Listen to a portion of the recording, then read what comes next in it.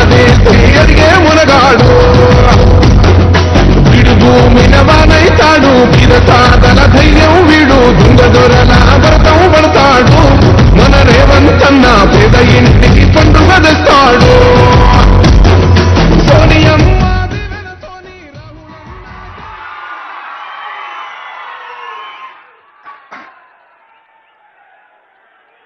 ప్రజాపాలన ప్రగతి బాట కార్యక్రమాన్ని ఏర్పాటు చేసి సభాధ్యక్షత వహించిన మిత్రులు మీ అభిమాన నాయకుడు స్థానిక శాసనసభ్యులు గండ్ర సత్యనారాయణరావు గారు ఈ కార్యక్రమంలో నాతో పాటు ముఖ్య అతిథులుగా విచ్చేసిన జిల్లా ఇన్ఛార్జ్ మంత్రివర్యులు పొంగులేటి శ్రీనివాసరెడ్డి గారు అదేవిధంగా మీ అభిమాన నాయకులు ఈ ప్రాంతానికి అటు కరీంనగర్ ఇటు వరంగల్ రెండు ఉమ్మడి జిల్లాలకు మూడవ తరం సేవలు అందిస్తున్న మిత్రులు పెద్దలు దుద్దిల్ల శ్రీధర్ బాబు గారు అదేవిధంగా సోదరిమణి మంత్రివర్యులు శ్రీమతి కొండా సురేఖ గారు అదేవిధంగా మా సోదరిమణి యువ పార్లమెంట్ సభ్యురాలు ఈనాడు వరంగల్ పేరును ఢిల్లీ స్థాయిలో గౌరవం పెరిగే విధంగా పార్లమెంట్లో ప్రజా సమస్యల్ని ప్రస్తావిస్తున్న డాక్టర్ కడియం కావ్య గారు అదేవిధంగా మాజీ పార్లమెంట్ సభ్యులు పబ్లిక్ సర్వీస్ కమిషన్ రాష్ట్ర finance commission chairperson Sircilla Rajaiah గారు అదేవిధంగా సింగరేణి కార్మిక నాయకులు కనీస వేతనాల చైర్మన్ జనక్ ప్రసాద్ గారు అదేవిధంగా రాష్ట్ర గ్రంథాలయ సంస్థల చైర్మన్ ప్రొఫెసర్ రియాజ్ గారు అదేవిధంగా ఐతా ప్రకాష్ రెడ్డి కార్పొరేషన్ చైర్మన్ గారు జిల్లా పార్టీ అధ్యక్షులు యువమిత్రులు కరుణాకర్ గారు వేదిక మీద ఉన్న పెద్దలు వేలాదిగా ప్రజా ప్రభుత్వాన్ని ఆశీర్వదించడానికి విచ్చేసిన భూపాలపల్లి కాంగ్రెస్ పార్టీ కార్యకర్తలకు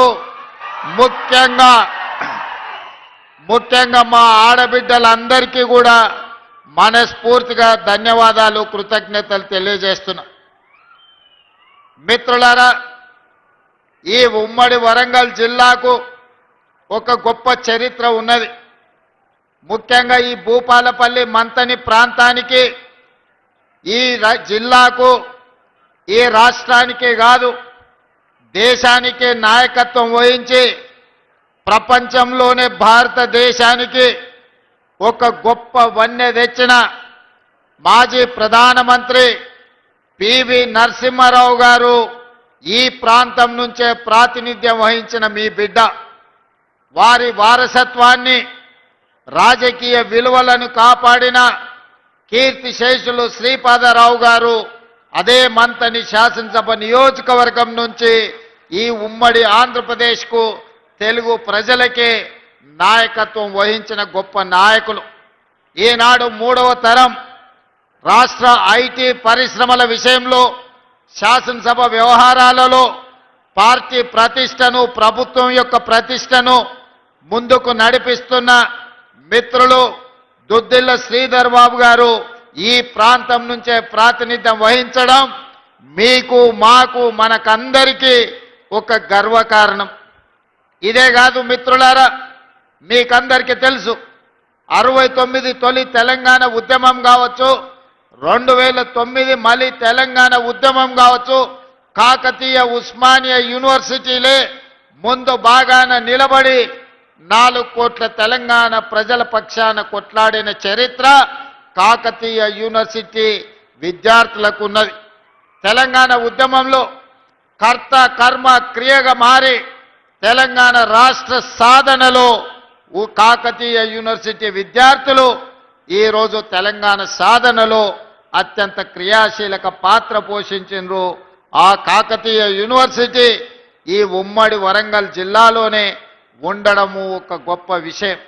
ఇదే కాదు, మళ్ళీ తెలంగాణ ఉద్యమంలో తెలంగాణ 4 కోట్ల ప్రజలకు ఒక గొప్ప ఆలోచనను అందించి వ్యూహాత్మకంగా ఎత్తుగడలతో తెలంగాణ రాష్ట్రాన్ని సాధించడంలో ముందు భాగాన నిలబడ్డ ప్రొఫెసర్ జయశంకర్ గారు ఈ భూపాలపల్లి ప్రాంతానికి సంబంధించిన గొప్ప వ్యక్తి, ఈ ప్రాంతానికి సంబంధించిన వారే.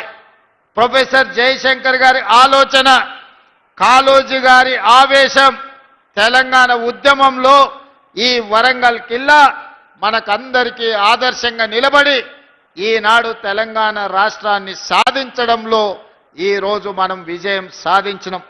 ఇదే కాదు, ఈనాడు తెలంగాణ రాష్ట్రమే కాదు, పక్కనున్న ఆంధ్రప్రదేశ్ ఇతర రాష్ట్రాలలో వెలుగులు చిమ్మడానికి కారణం ఈ నల్ల బంగారాన్ని వెలికి తీస్తున్న సింగరేణి కార్మికులు ఈరోజు దేశానికే ఆదర్శం. ఈరోజు సింగరేణి కార్మికుల యొక్క శ్రమ, తమ రక్తాన్ని చెమటగా మార్చి నల్ల బొగ్గును బంగారంగా వెలికి తీసి ఈరోజు లోకానికే వెలుగులను అందిస్తున్న ప్రాంతం భూపాలపల్లి ప్రాంతం. సింగరేణి కార్మికుల యొక్క ప్రత్యేకత తెలంగాణ ఉద్యమంలో మనం చూసినాం.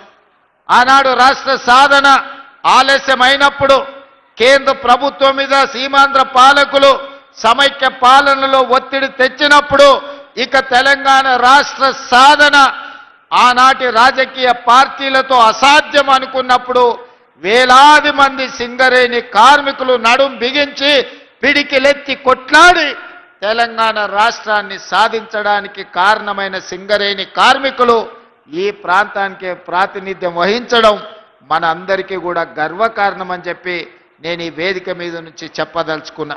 మిత్రులారా, ఈనాడు మీకు అందరికీ తెలుసు, భూపాలపల్లి అనేది ఒక చిన్న కుగ్రామంగా 500-600 జనాభాతో మొదలయ్యి ఆనాడు అన్న పెద్దలు నందమూరి తారక రామారావు గారు మొట్టమొదట ఈ భూపాలపల్లిని మండల కేంద్రంగా మార్చి మొట్టమొదటి పునాది రాయి ఈ ప్రాంతంలో సింగరేణి బొగ్గు ఉత్పత్తికి ఆనాడు పెద్దలు ఎన్టీ రామారావు గారు ఇక్కడ పునాది వేయడం జరిగింది.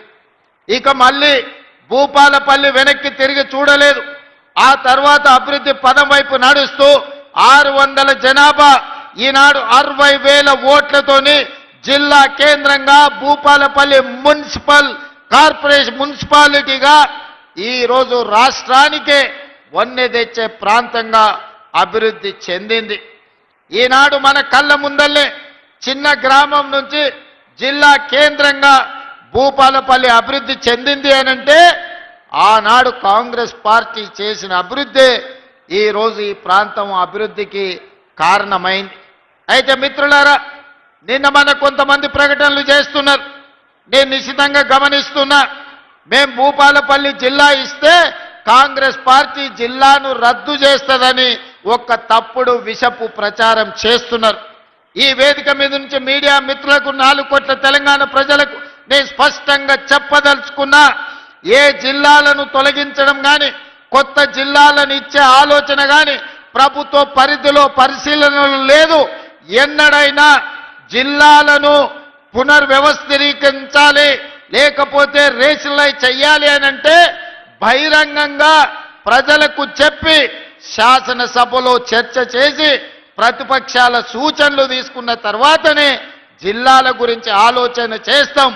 ఎవరు ఎన్ని కుట్రలు చేసినా, ఎన్ని అపోహలు సృష్టించాలని ప్రయత్నం చేసినా భూపాలపల్లి ప్రాంతం చైతన్యవంతమైన ప్రాంతం. ఎవరు ఏ కుట్రలు కుతంత్రాలతోని ఈరోజు తప్పుడు ప్రచారం చేస్తుండ్రో పసిగట్టగలిగిన శక్తి ఈ ప్రాంత ప్రజలకు ఉన్నది. భూపాలపల్లి జిల్లా ఎక్కడికి పోదు, జిల్లా కొనసాగుతుంది. అభివృద్ధి పదం వైపు నడిపించే బాధ్యత మన ప్రభుత్వం తీసుకుంటుంది. కొంతమంది చిల్లర మల్లర ప్రచారాలు చేస్తారు, తాత్కాలికమైన రాజకీయ లబ్ధి కోసం వాళ్లకు తప్పుడు ప్రచారం చేయడం, ఈ ప్రాంతం మీద విషం చిమ్మడం తప్ప వాళ్ళు చేయగలిగిన ప్రయత్నం ఏదీ లేదు. అదేవిధంగా ఇవాళ జిల్లా విషయంలోనే కాదు, భూపాలపల్లి ప్రాంతంలో సింగరేణి గని కార్మికులు అటు ఆదిలాబాద్ నుంచి ఖమ్మం జిల్లా వరకు ఉన్న సింగరేణి